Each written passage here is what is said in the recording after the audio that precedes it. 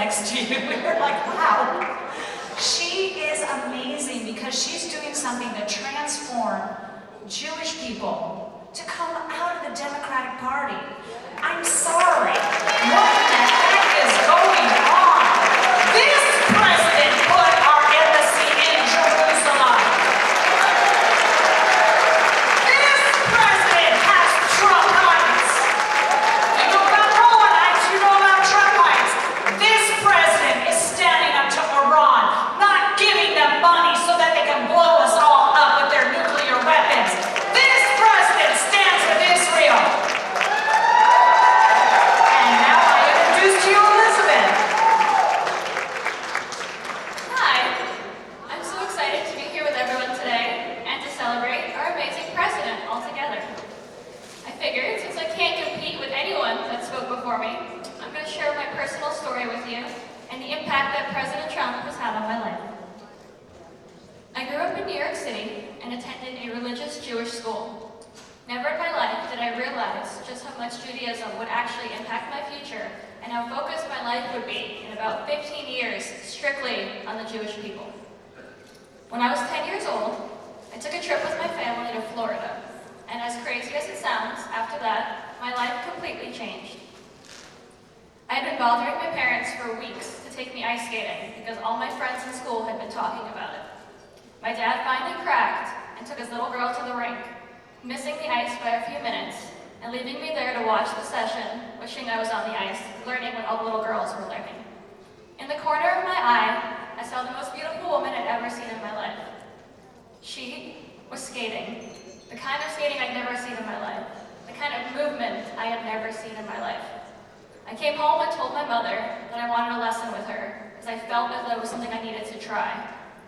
2 days later, I spent half an hour with this woman, once a Ukrainian national champion and the toughest woman that I've ever met to this day. She spent half an hour yelling at me, and I came up the ice with a new dream. I told my mom that I wanted to go to the Olympics. She laughed, she smiled, we went back to New York, and we never talked about it again. A few months later, we went back to Florida for a summer vacation.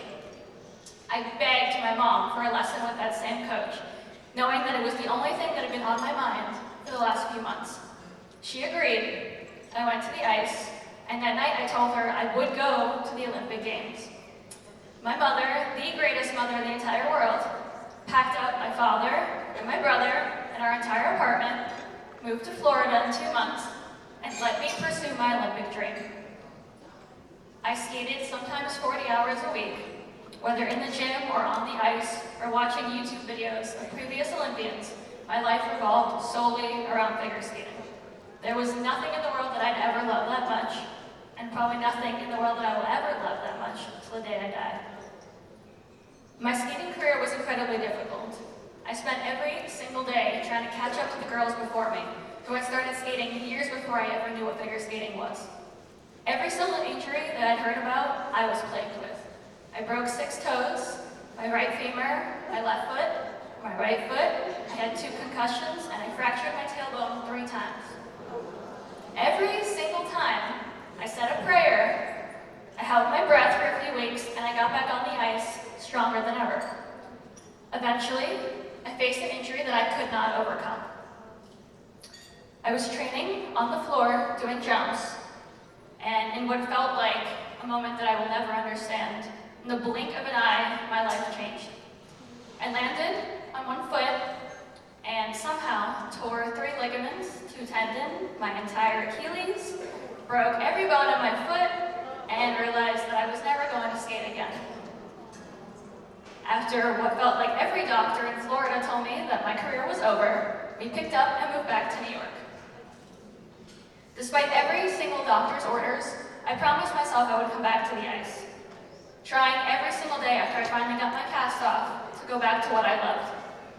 I spent 6 years probably trying every medication, every procedure, every attempt at a physical therapy session that might bring me back to who I was, but it didn't work.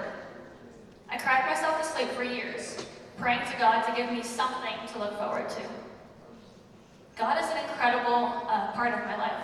I know that I would not be anywhere without God. And in blessed me with another opportunity.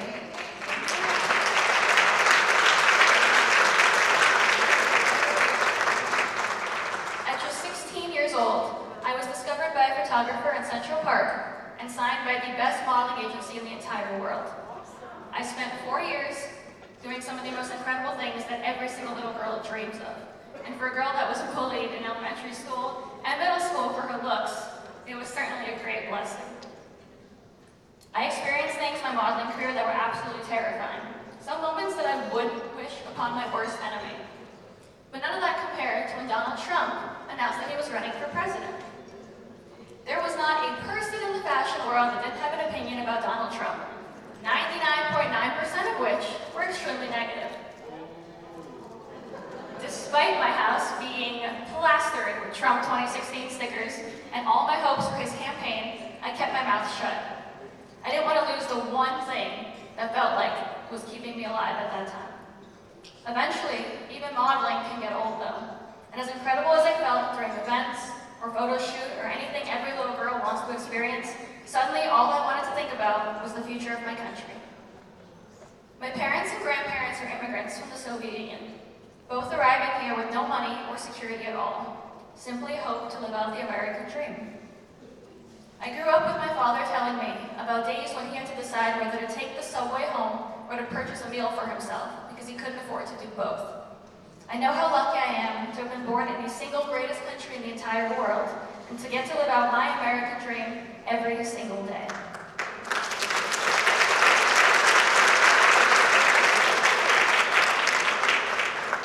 When Donald Trump announced that he was running for president, the patriotism that I had felt growing up grew 10 times stronger. My brother and I signed up to volunteer for his campaign. We were phone bank operators, meaning we were calling Americans across the country, asking them who they'd be voting for to bring data back to the campaign. But I wanted so much more. My parents raised me to live according to my own crazy rules and dreams, and that's what I've always done. I wrote a letter to the data director of the Trump campaign, telling him my thoughts for the volunteer center and everything I believed as a 21-year-old non-college graduate that I could do to get Donald Trump elected. In 24 hours, he called me, and the following Monday, I started my first day on the job, the Donald J. Trump for President campaign. My first task was to get my brother a job as well. There was nothing in my life that I'd ever done that was worth doing without my brother by my side, and my job on the Trump campaign would certainly not be the first of those things. There were governors and senators that I looked to for years, passing by me in the halls. I got to speak to Donald Trump every time he came to check in on his campaign. I was a part of one of the biggest moments in American history, something I still don't fully comprehend. And as if God hasn't blessed me enough, it was on that campaign that I met my soulmate. 6 months ago, we got married at Mar-a-Lago, and for the rest of my life,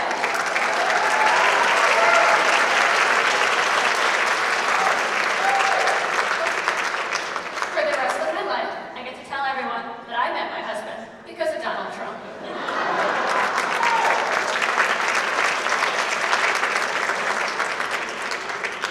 Election day came much quicker than I had imagined. We had so little sleep leading up to it that I could barely keep up with what day it was. Before I knew it, it was 4 a.m. on November 8th. After voting, the day went by in the blink of an eye. I don't recall getting a chance to eat, or go to the bathroom, or have a drink of water. All I remember is being told at 9 p.m. to go upstairs to our war room where we had 6 giant TV screens plastered on the wall. I hadn't looked at my phone in about 40 minutes, but clearly those were really important 40 minutes. I went upstairs into a room filled with the people I had worked with day and night for the last few months, the Pences, the Trumps, and a bunch of TVs telling us that we had taken Florida. Everybody was in tears, and of course, so was I. It was in that moment that I felt more invincible than I'd ever felt. Finally, a moment that felt similar to what I'd once felt on the ice as a little girl. So many friends, family members, even strangers told me I was making a giant mistake and wasting my time. But here I was, 21 years old, in a room with our president-elect, Donald Trump.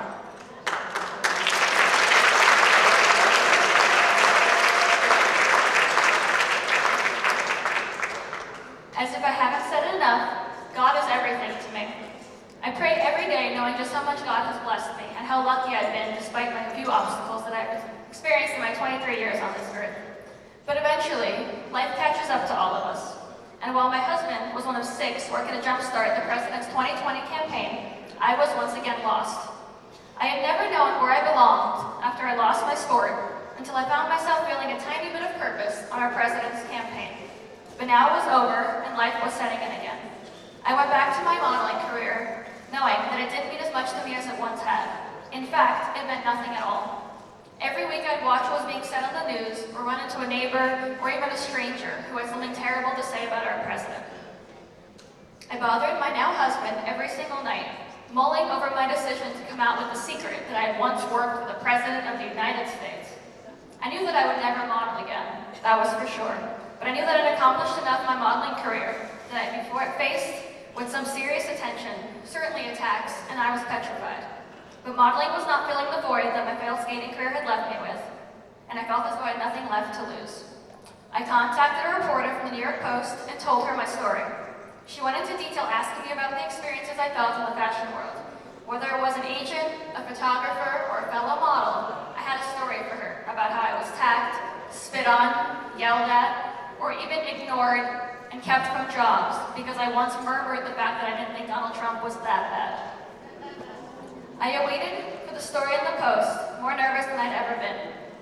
Within 12 hours, I was vomiting backstage for my first appearance on Fox and Friends, something I never, ever thought I'd get to experience. I still had no idea what I was doing, but I was being brave, something I hadn't done in years, and it felt pretty damn good. 2 months later, I founded the Exodus movement, hoping to inspire Jewish Americans to leave the anti-Semitic and anti-American Democratic Party.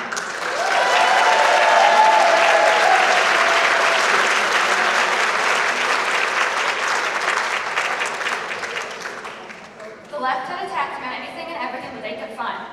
Why? Because they were scared of me. I once heard the saying, "Nobody hunts a small deer," and boy was I about to learn that. I had taken on the Jewish vote, something the left has relied on and taken for granted for years, and they were petrified. Jewish Americans deserve more than to be taken for granted by people that continuously prove they don't support them, and I'll make it my personal mission to make sure that Jewish Americans are never taken for granted again. So where am I now? On January 27th, the New York Post published my secret. Now, almost 5 months later, I get to inspire other Americans every single day to stand up for what they believe in, as true, proud American citizens. A very wise man once said, "There's nothing to fear but fear itself."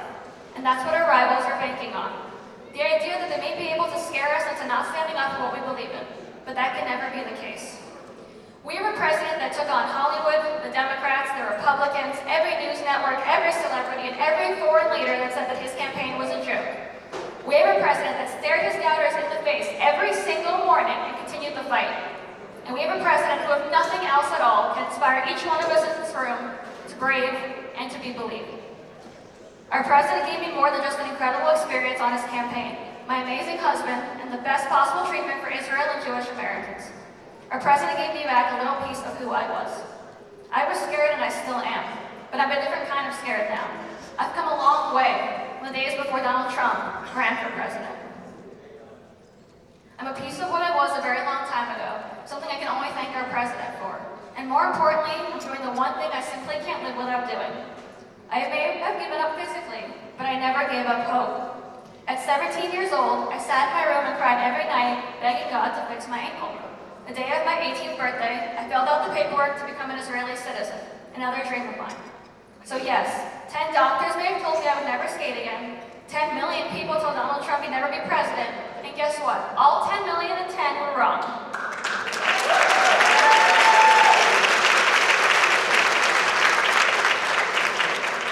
I was on the ice this week, working on triple jumps. Yes, broken hand and all. Because when you believe hard enough in something, whether it's an athletic career, a relationship, or even the presidency of the United States, sometimes it might just work out. I'll never in my life stop fighting for our incredible country, because without it, I would be absolutely nothing. Thank you.